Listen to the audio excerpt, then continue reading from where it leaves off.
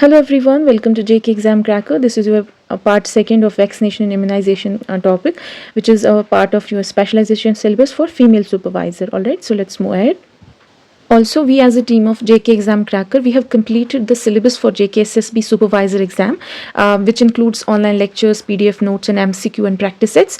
Alright, so we are going to start the practice sets for the same examination.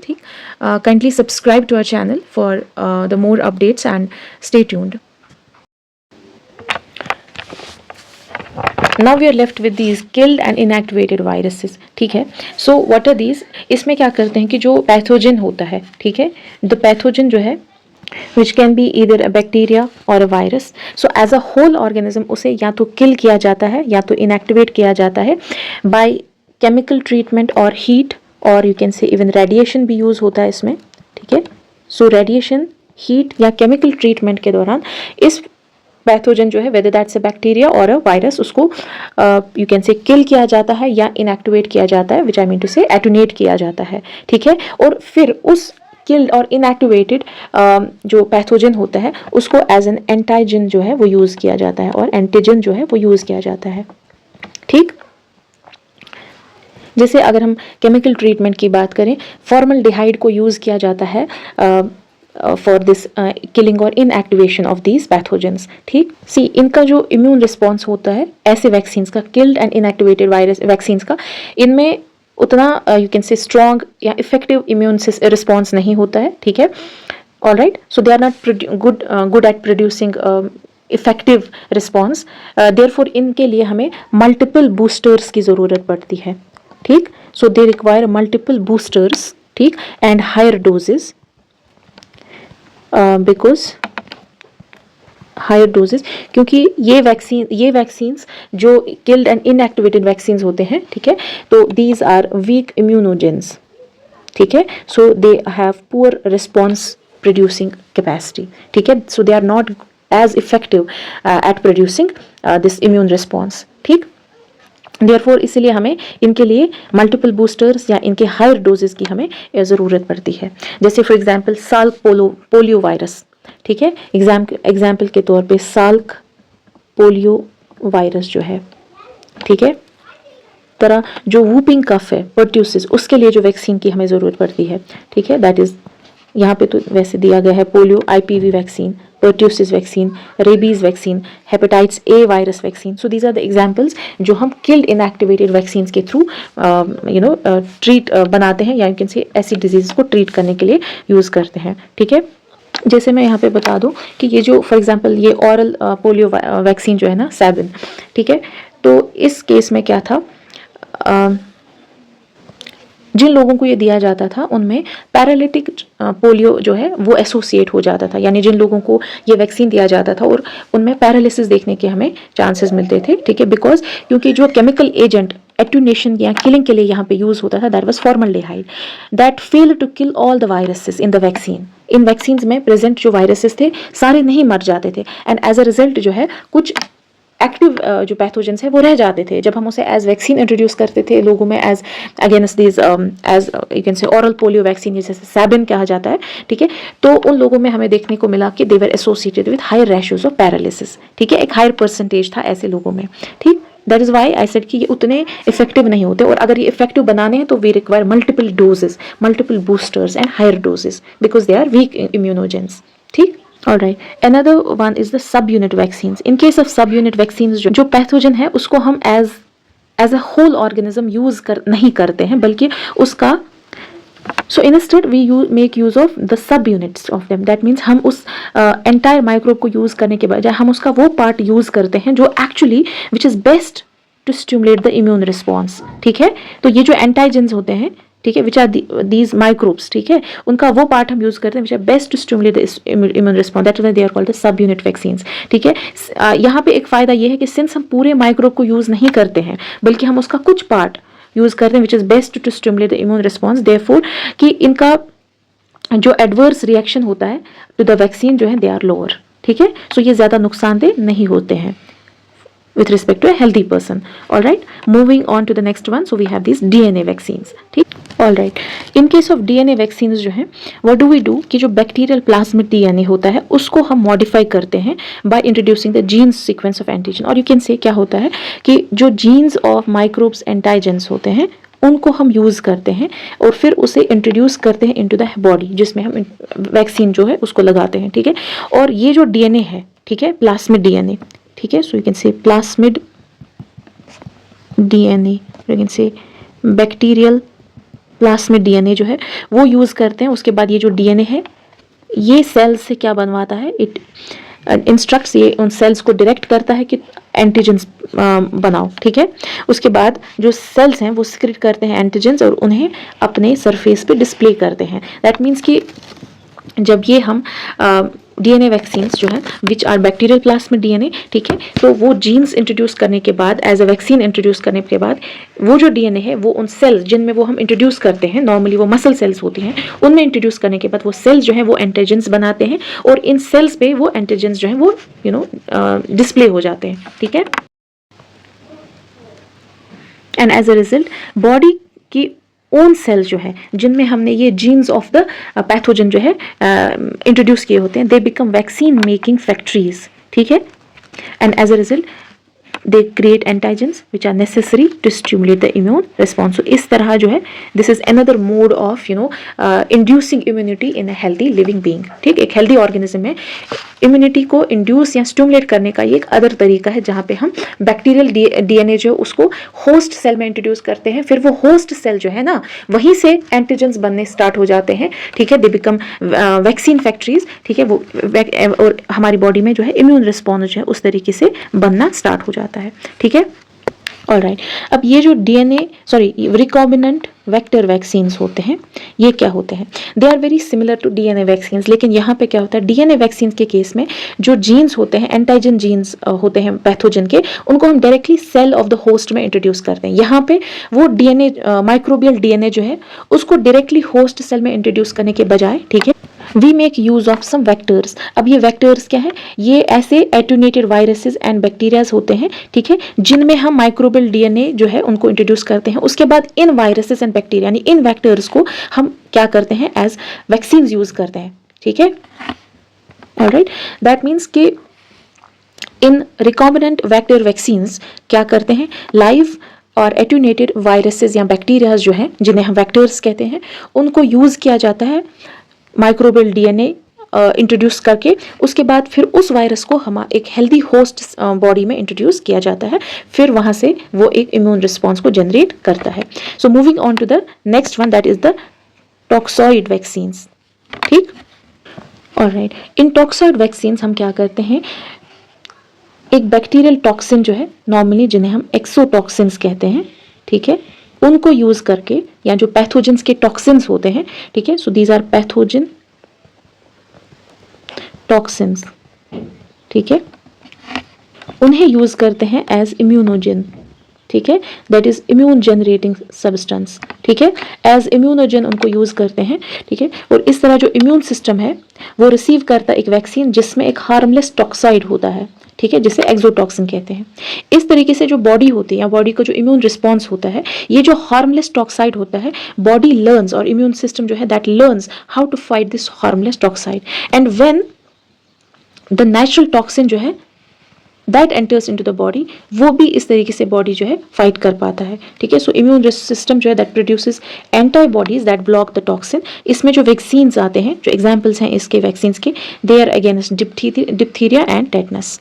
ठीक है, so they are toxoid vaccines. Sometimes it may be asked in your exam. ठीक है, कौन सा type of vaccine है diphtheria या tetanus का, so that's toxoid vaccine. Alright, so moving on to next one. Alright, so now next one जो है that is this gene deleted vaccines. So these are genetically engineered vaccines जहाँ पे removal और mutation of virulence gene of the pathogen किया जाता है. So these are latest जो vaccines है वो इन पे ज़्यादातर काम करते हैं कि जो पैथोजन है उसमें जो प्रेजेंट जीन होता है, क्योंकि जीन्स जो है they are the fundamental units of inheritance. वही हमारी किसी भी लिविंग ऑर्गेनिज्म का, किसी भी लिविंग स्पीशीज़ का सारा कंट्रोल उसके जीन्स में होता है. अब ये जो पैथोजन की पैथोजेनिसिटी है या जिसे हम वायरुलेंस कहते हैं, जो जीन जीन इस वायरुलेंस या पैथोजेनिसिटी को कंट्रोल करता है। जेनेटिक इंजीनियरिंग के हेल्प से, यानी मदद करते हैं हम जेनेटिक इंजीनियरिंग की मदद से हम उस जीन को ही या तो म्यूटेट करते हैं, म्यूटेट मतलब चेंज करते हैं, उसकी सीक्वेंस को बदल देते हैं, या तो उस जीन को ही रिमूव करते हैं। एंड एज अ रिजल्ट वो पैथोजन जो है वो बस नाम का पैथोजन रह जाता है, क्योंकि उसमें पैथोजेनिसिटी जो है वो लॉस हो जाती है। So that eventually results in the loss of pathogenicity, और you can say virulence of that pathogen. All right,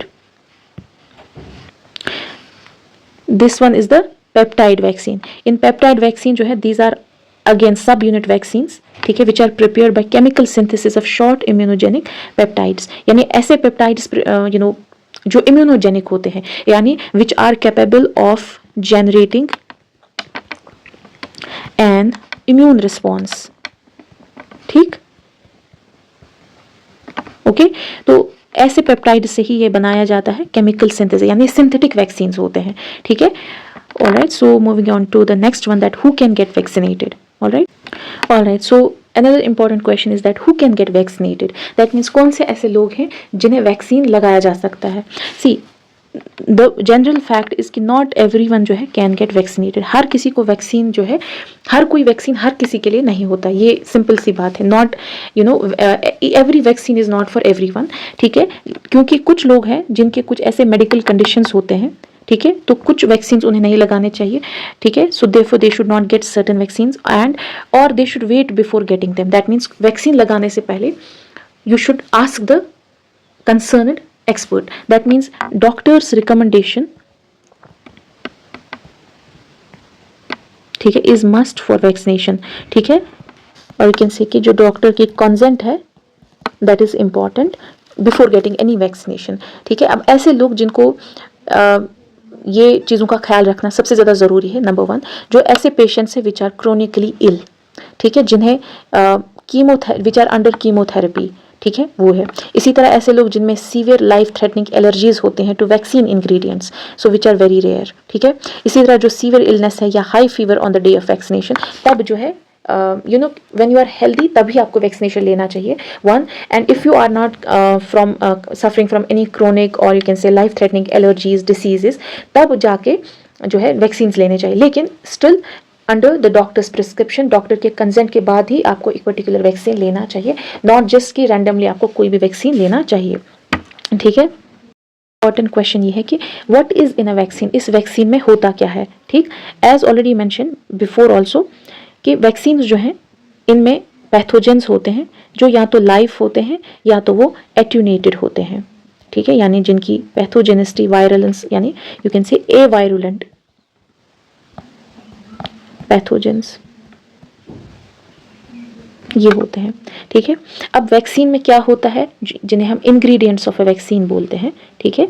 so it's important to know and that to ensure a vaccine is safe and effective, vaccine के जो ingredients हैं वो determine करते हैं, number 1, vaccine की जो safety है और उसकी जो इफेक्टिवनेस है, that is dependent solely on the ingredients present in a vaccine. अब वैक्सीन में क्या क्या होते हैं, नंबर 1 एक एंटाइजन होता है, जिसे एंटीजन भी कहते हैं। ये एंटाइजन या एंटीजन क्या होता है, दिस इज किल्ड और वीकन्ड फॉर्म ऑफ वायरस और बैक्टीरिया, यानी पैथोजन जो हम ऑलरेडी कह के आए हैं, ठीक है, जो हमारी बॉडी को ट्रेन करता है, प्रैक्टिस करवाता है टू रिकॉग्नाइज, यानी आइडेंटिफाई, रिकॉग्निशन करवाता है and fight the disease if we encounter it in the future. So antigen vaccine का एक मेन इंपॉर्टेंट पार्ट होता है, इंग्रेडिएंट होता है, ठीक है। Another one is the adjuvants. Adjuvant क्या होते हैं, जो हेल्प करते हैं to boost our immune response, ठीक है। तो they help vaccines to work better, यानी ये वैक्सीन्स को इफेक्टिव बनाते हैं, so they make vaccines effective, ठीक। Third is the presence of preservative, जो थर्ड इंग्रेडिएंट है दैट इज प्रिजर्वेटिव्स, जो वैक्सीन की इफेक्टिवनेस को इंश्योर करते हैं, ठीक। सॉरी, दैट इफेक्टिवनेस तो एडजुवेंट्स बनाते हैं, लेकिन अब वो इफेक्टिव रहे for a longer period of time, यानी यू कैन से जो लॉन्जिविटी ऑफ वैक्सीन्स हैं, लॉन्जिविटी ऑफ वैक्सीन्स जो हैं उसको इंश्योर करने के लिए वैक्सीन्स में प्रेजेंट होते हैं प्रिजर्वेटिव्स, ठीक है। नेक्स्ट जो प्रेजेंट होता है that they are known as stabilizers, ठीक। ये स्टेबलाइजर्स जो है they protect the vaccine during number 1 storage and transportation जो है उसमें जो प्रोटेक्शन वैक्सीन को चाहिए उसके लिए वैक्सीन में एज इंग्रेडिएंट्स प्रेजेंट होते हैं स्टेबलाइजर्स, ठीक है। हाँ, अनदर इंपॉर्टेंट फैक्ट जो यहाँ पे पता होना चाहिए कि फॉर योर जनरल इन्फॉर्मेशन कि जो वैक्सीन में प्रेजेंट इंग्रेडिएंट्स होते हैं चाहे वो एंटाइजेंस हों, ठीक है, मतलब लाइक स्टेबलाइजर्स हों, लाइक एडजुवेंट्स हों, इसी तरह लाइक दीज प्रिजर्वेटिव्स हों, लेबल पे वो जो है अनफेमिलियर लगते हैं, ठीक है, हमें लगता है कि ये कुछ नया ही है इसमें, लेकिन many of the ingredients present in vaccines, ठीक है, इन जनरल वो they occur naturally in our body. Most of these ingredients, many of the components, many of the ingredients जो वैक्सीन्स में होते हैं वो हमारी बॉडी में नेचुरली प्रेजेंट होते हैं, हमारे एनवायरनमेंट में प्रेजेंट होते हैं, एज वेल एज जो खाना हम खाते हैं, द फूड्स वी ईट, उसमें भी वो प्रेजेंट होते हैं। एंड ये जो वैक्सीन्स के इंग्रेडिएंट्स हैं as well as the vaccines themselves, ingredients in vaccines as well as the vaccines themselves, they are thoroughly tested and monitored to ensure that they are safe, ठीक, इनकी safety और effectiveness जो है वो alright, so these are the various vaccines, ठीक है, which are given, ठीक है, for example the vaccines, उनके नाम different vaccines। next important point is कि what do they prevent from, यानी कि ये वैक्सीन अगेंस्ट किस बीमारी के अगेंस्ट होते हैं। इसी तरह जो इनके एज है, ठीक है, इनके डोजेस और एज इंटरवल्स के रिलेटेड जो इन्फॉर्मेशन है ये दी जाती है। In fact by the end of this lecture, ठीक है, I will share the national immunization schedule NIS for infants, children and pregnant women in India. India में जो वैक्सीन दिए जाते हैं ना इम्यूनाइजेशन के दौरान, ठीक है, जो बच्चों के इन्फेंट्स के लिए दिए जाते हैं, चिल्ड्रन के लिए दिए जाते हैं और जो प्रेग्नेंट लेडीज होती हैं उनको दिए जाते हैं, तो you should there is a very good scope कि वहाँ से एक क्वेश्चन आपके लिए बन सकता है, ठीक है। all right, now the next important term जो है that is the immunization, ठीक है। इम्यूनाइजेशन एंड वैक्सीनेशन जो है ना they are used frequently and interchangeably. अक्सर हम इम्यूनाइजेशन को और वैक्सीनेशन को एक दूसरे के लिए यूज करते हैं इंटरचेंजेबली, ठीक। इट इज बिकॉज क्यों, इम्यूनाइजेशन जो है ना it is the outcome of vaccination, ठीक है। वाई, एज ऑलरेडी मैंशन कि वैक्सीनेशन का मैंने बता दिया कि वैक्सीनेशन जो है वो इंटेंशनल होता है, जहाँ पे हम एक्सपोज करते हैं एक होस्ट बॉडी को टू द पैथोजन, लेकिन उस पैथोजन को जो हम एक्सपोजर देते हैं टुवर्ड्स दैट पैथोजन वो इसलिए देते हैं ताकि हम उस इंडिविजुअल में, उस एक हेल्दी इंडिविजुअल में उसकी इम्यूनिटी को इंड्यूस कर सकें, बूस्ट कर सकें, ताकि if in future any time same pathogen जो है उस बॉडी को अगर वो अटैक करता है तो वो बॉडी उस टाइम पे फाइट कर सके। देयरफॉर ये जो इम्यूनाइजेशन जो है it is the outcome of this vaccination event. So immunization जो है it is outcome of the event of vaccination, ठीक है। and therefore as यहाँ पे जो mention किया गया है that it is the procedure by which the body is prepared to fight against a specific disease। और ये जो procedure है जिसमें हम body को prepare करते हैं against specific, इसको immunization कहते हैं, लेकिन इस body को prepare कैसे हम करते हैं that is through vaccination, ठीक है। So it is to induce the immune resistance of the body to a specific disease. अब ये जो इम्यूनाइजेशन है ये दो तरह की है। Number 1 is known as passive immunization and another one is known as active immunization. Alright, so let's see what is passive and active immunization and what are the differences between the two. all right, so in passive immunization और immunity में क्या होता है, ठीक है।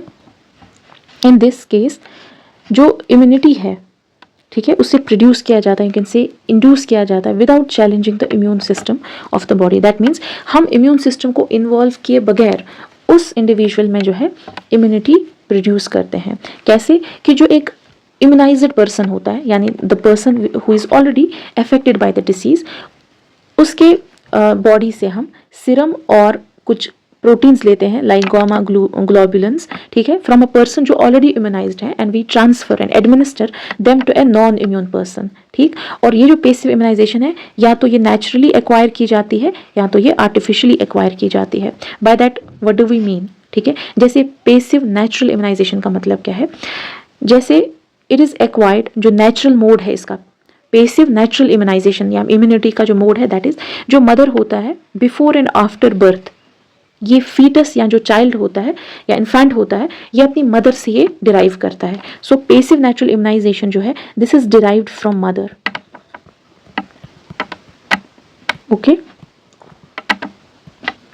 जैसे before birth जब एक फीटस ग्रो कर रहा होता है inside the womb of a mother, immunity जो है वो ट्रांसफर की जाती है from mother to the foetus in the form of maternal antibodies, mainly immunoglobins.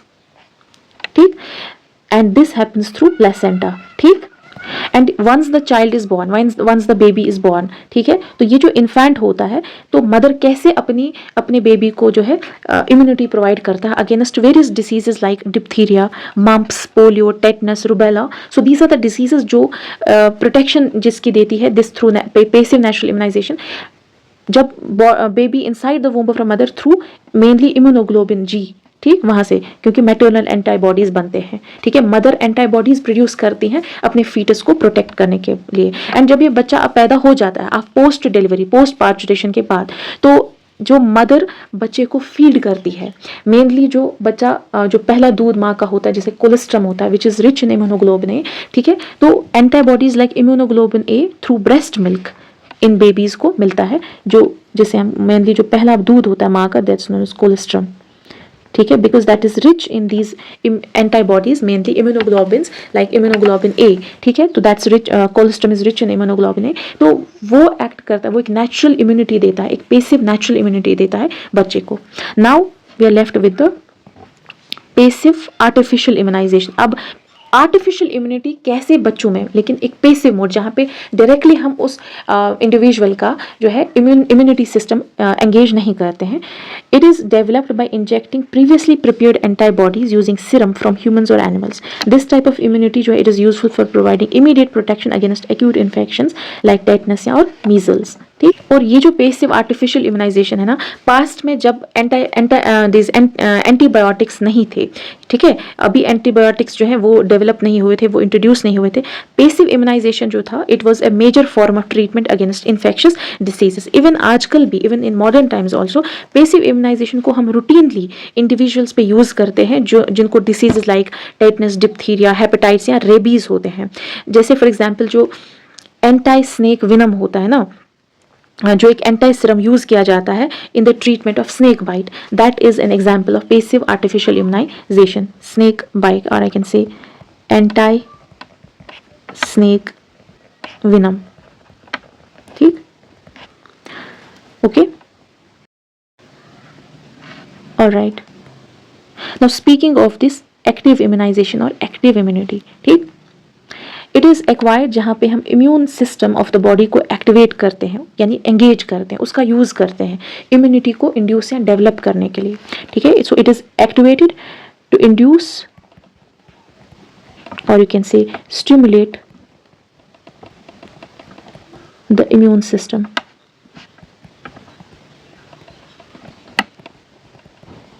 Alright. अब इसमें क्या होता है कि बॉडी जो है वो रेजिस्टेंस डेवलप करती है against disease by producing antibodies following the exposure to the antigens. अब इसे naturally as well as artificial, जैसे पेसिव इम्यूनाइजेशन में हम नेचुरली और आर्टिफिशियल मोड्स के थ्रू हम उस इम्यूनिटी को एक्वायर करते हैं. अब ये जो एक्टिव इम्यूनिटी है इसको हम एक्वायर करते हैं also through natural and artificial modes. अब एक्टिव नेचुरल इम्यूनाइजेशन में क्या होता है, यहाँ पे एक्टिवेशन ऑफ इम्यून सिस्टम होता है in the body to produce antibodies. It is achieved in both clinical and sub clinical infections. See, as already mention, active immunity या एक्टिव इम्यूनाइजेशन में जो इम्यूनिटी एक्वायर की जाती है उसमें जो होस्ट का इम्यून सिस्टम है, मैंने कहा कि वो स्टिमुलेट किया जाता है टू डेवलप इम्यून रिस्पॉन्स और इम्यूनिटी डेवलप करने के लिए. अब अगर हम इसे नेचुरल मोड के थ्रू देखते हैं, देखिए क्या होता है कि जब एक इंडिविजुअल, ठीक है, जब वो इन्फेक्ट होता है किसी एक डिसीज से, ठीक है, so for example when the host is infected by a pathogen for the first time, लेकिन पहली बार में वो बीमार पड़ेगा डेफिनेटली, लेकिन ये जो पहला एक्सपोजर टू द पैथोजन है, eventually this will lead to the development of immunity for the rest of the life. जितने भी आगे के इन्फेक्शंस, इस अगर बार बार ये इन्फेक्शंस इस इंडिविजुअल को होंगे इन फ्यूचर, तो वो ऑलरेडी एक इम्यूनिटी उसमें डेवलप की गई होगी विद जब उसे पहला एक्सपोजर हुआ होगा टू द डिसीज. ठीक है, so what happens in this case active artificial natural immunization में. ठीक है, जो एक्सपोजर टू द पैथोजन है फॉर द फर्स्ट टाइम, ठीक है, जब पहली बार उसे कोई डिजीज हो जाती है, ठीक, it leads to the development of immunity for the rest of life, for the rest of the life, to all subsequent reinfections, ठीक है, यानी बाद के जितने भी इन्फेक्शंस उसको हो जाएंगे तो उस होस्ट में, ठीक है, जो होस्ट है उसको ऑलरेडी इम्यूनिटी जो है वो डेवलप हुई होगी. So this is an example of natural way of active immunization. ठीक. Now speaking of this active artificial immunization, that means जो हम इम्यूनिटी, एक्टिव इम्यूनिटी एक्वायर करते हैं लेकिन थ्रू आर्टिफिशियल मीन्स, तो this is with the help of administration of vaccines और toxoids. ठीक. That means कि वैक्सीन्स, आर्टिफिशियल वैक्सीन जो हैं, they are administered in the host, ठीक, in the host to induce immunity. ठीक है. एक्टिव आर्टिफिशियल इम्यूनाइजेशन में यहां से क्वेश्चन बनेगा, because why, because in our country an active immunization programme for all new born babies is followed in which immunization at specific age intervals is done against specific diseases. So what I am trying to say कि active artificial immunization के under this, ठीक, एक national immunisation programme जो है start हुआ है. ठीक है, मतलब नॉट जस्ट नाउ, काफी सालों से वो चल रहा है. ठीक है, जिसमें एक नेशनल इम्यूनाइजेशन स्केड्यूल है. और इस स्केड्यूल में, ये स्केड्यूल नंबर 1 एक तो इन्फेंट्स के लिए है, जो जस्ट बॉर्न बेबीज हैं, न्यू बॉर्न बेबीज हैं. सेकेंड, ये बच्चों के लिए है.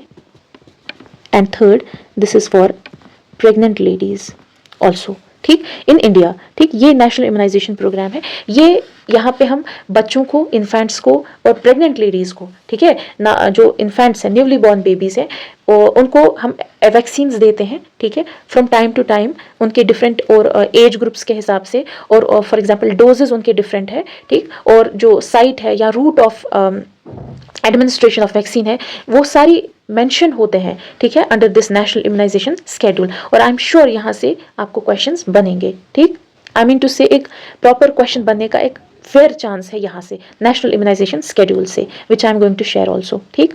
सो here it's mention that in 2012 World Health Organization estimated that vaccination जो है it prevents 2.5 million deaths each year.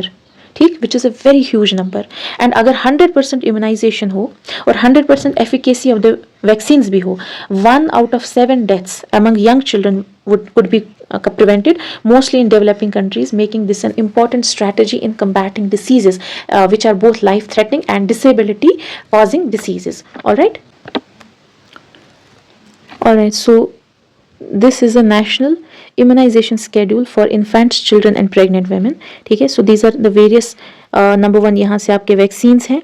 ठीक है, यहाँ से where to give, when to give, कब इनको देना है. थर्ड इज कितना डोज हमें देना है इनका. फोर्थ वन इज की व्हाट इज द रूट, यानी क्या ये ऑरल है.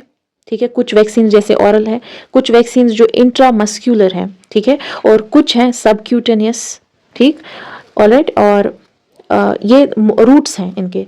And fifth one is the site of administration, के कहाँ पे लगाना है. जैसे कुछ हैं जो अपर आर्म पे लगाने हैं, कुछ हैं जो लेफ्ट अपर आर्म पे लगाने हैं, कुछ हैं जो ऑरल हैं. ठीक है, इसी तरह कुछ राइट अपर आर्म पे लगाने हैं, कुछ anterolateral side of mid thigh पे लगाने हैं. ठीक है, upper arm. So these are the different sites of administration. और यहाँ से जो इम्पॉर्टेंट है from exam point of view, और वो है आपको याद रखना है कि ये वैक्सीन कौन सा है. फॉर एग्जांपल इन्फेंट्स के लिए, जैसे यहाँ पे गिवन है फॉर इन्फेंट्स कौन सा वैक्सीन है. BCG, hepatitis B. ठीक है, OPV, ठीक, इसी तरह विटामिन ए डोज है, इसी तरह फॉर चिल्ड्रन, बच्चों के लिए कौन कौन से वैक्सीन्स हैं। एंड ऑल्सो ये जो वैक्सीन्स है इनके पूरे नाम आपको पता होने चाहिए, जैसे DPT booster, OPV, what are these, ठीक, इसी तरह मीजल्स, एमएमआर, ये क्या है, ठीक है। So you should know at least the full form of these vaccines, और ये किस बीमारियों के लिए, against which diseases these vaccines are administered. Alright, alright. And जो प्रेग्नेंट लेडीज हैं, ठीक है, फॉर प्रेग्नेंट वीमेन, वो ये वाले हैं, TT booster, TT1, TT2. So these are the 3 categories of vaccines जो based on है एज ग्रुप, और जो इनके यू कैन से बेनिफिशरीज हैं कि ये वैक्सीन्स किन को एडमिनिस्ट्रेट करने हैं। So they are pregnant women, infants and children, ठीक। So this is about this particular lecture. All right, so if anything is left out, so we'll try to cover that part also in MCQs, ठीक। All right, see you some other time.